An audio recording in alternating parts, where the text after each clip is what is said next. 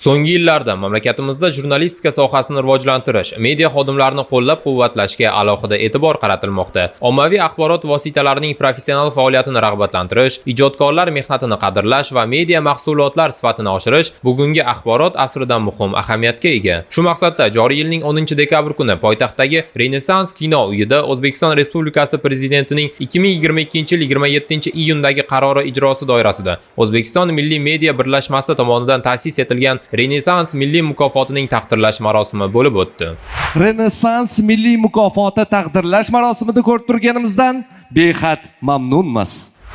Tadbirni O'zbekiston Milliy media birlashmasi raisi, Jurnalistika va ommaviy kommunikatsiyalar universiteti rektori professor Sherzodxon Qudratxo'ja ochib berar ekan, tanlovning asosiy maqsadi mamlakatimizda xolis va sifatli axborot yetkazish faoliyatini rag'batlantirish, shuningdek, kreativ ijodiy media kontent yaratishni qo'llab-quvvatlash ekanligini ta'kidladi. Sizlarni fidoyi mehnatingiz va shu mehnatga yarasha yutuqlaringiz bilan muborakbod etaman.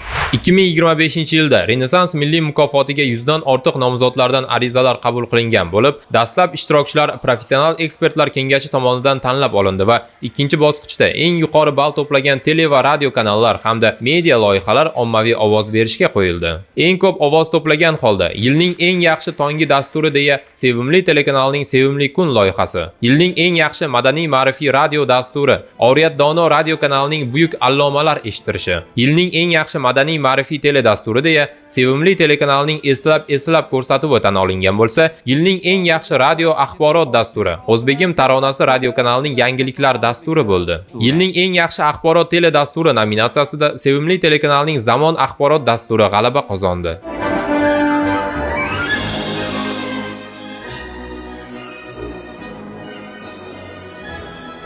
Yilning eng yaxshi ijtimoiy siyosiy tele dasturi UzReport telekanalining Yashil suhbat ko'rsatuviga nasib etgan bo'lsa, yilning eng yaxshi tele seriali deya Mening yurtim telekanalida namoyish etilayotgan Qirmizi xonadon seriali e'tirof etildi. Yilning eng yaxshi bolalar tele dasturi nominatsiyasi ham aynan shu telekanalning Mitti qandolatchi ko'rsatuviga taqdim etildi. Zo'r TV telekanalining joriy yildan efirga uzatilayotgan Kim millioner bo'lmoqchi nomli yangi loyihasi yilning eng yaxshi tele debyuti deya tan olindi. Yilning eng yaxshi hududiy telekanal deya Farg'ona viloyatida joylashgan Ruxsor TV e'tirof etildi. Yilning eng yaxshi hududiy radio kanali nominatsiyasi esa Xorazmdagi S Iqbolga nasib etdi. Yilning eng yaxshi markaziy radio kanali deya Avtoradio tan olindi.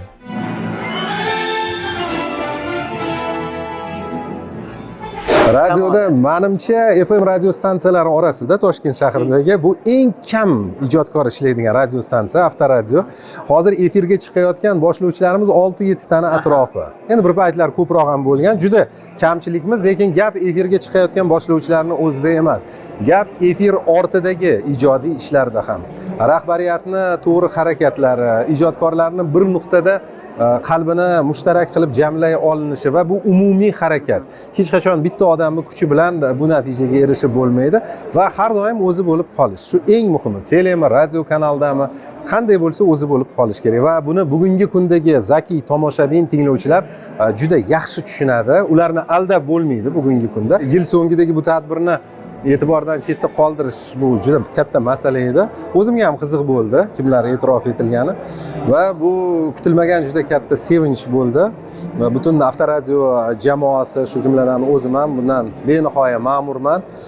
Bu bir oltin kelajak sari bosilgan bir oltin qadamcha va shu qadamlar davomli bo'lsin va o'zini munosib bahosini topmagan birorta tele, radio kanal va ijodkor qolmasin. Hamma o'zini hayotda munosib bahosini topishiga tilakdoshman.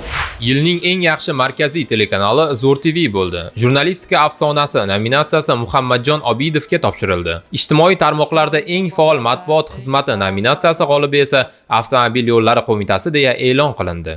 Ijtimoiy tarmoq bugungi kunda bizga juda ham qo'l kelyapti va qaysi obyektda bo'lishidan qat'iy nazar o'sha joyda turib jonli efir qilib xalqdan tushadigan savollarga javob berganimizni natijasi deb hisoblayman bugun, chunki menga berilgan bugungi mukofotda nominatsiya asosan nomi o'z nomi bilan shunaqaki, ijtimoiy tarmoqlarda eng faol matbuot kotibi nominatsiyasi berildi. Ba'zida hamkasblarimdan dakki eshitamanki, juda ham faolsiz ijtimoiy tarmoqda, o'sha obyektlaringiz haqida ijtimoiy tarmoqda tez-tez ma'lumotlar berasiz deydi. Bugun masalan Samarqandda siz, ertaga Qoraqalpog'istonda siz, keyin Qashqadaryoda siz qachon ulgurasiz degan savollar berishadi. Bu ishimni yaxshi ko'rganim va qiyinchiliklari sezilmasligidan deb o'ylayman. Biz obyekt qurishimizdan qat'iy nazar o'sha obyekt haqida ma'lumot berish va bu ma'lumotni eng xolis, birinchi bo'lib sohani o'zini axborot xizmatidan agar odamlarga taqdim etilsa, men o'ylaymanki, xalqimiz ham bugungi kunda olib borilayotgan islohotlarni tezroq va teran tushunib yetadi.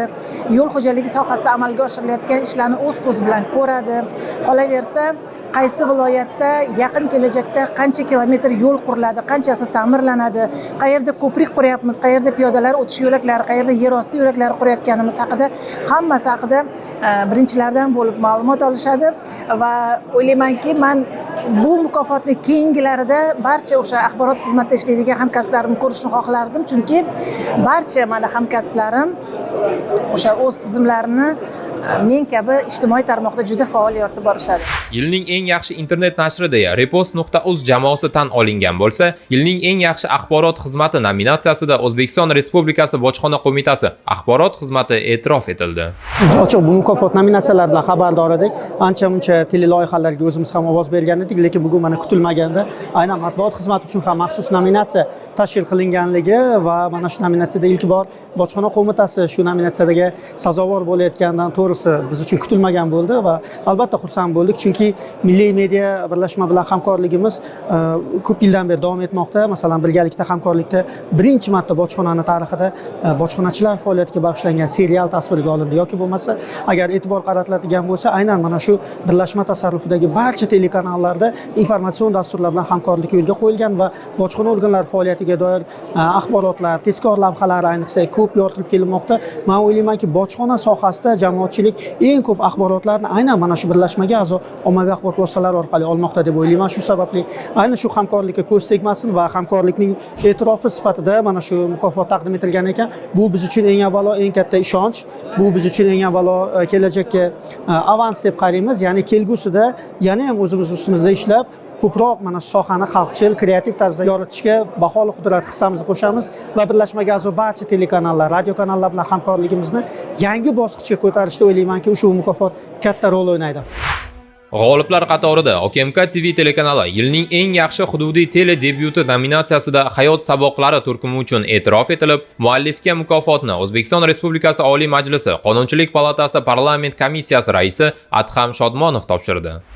OKMK TV telekanali respublikamizdagi yagona korporativ telekanal hisoblanadi va bugungi Renessans taqdimot marosimida aynan bizning telekanalimizga ham mana shu yilning eng yaxshi tele debyuti nominatsiyasi topshirilganidan biz bag'oyatda xursandmiz. Kutilmaganda bo'ldi albatta.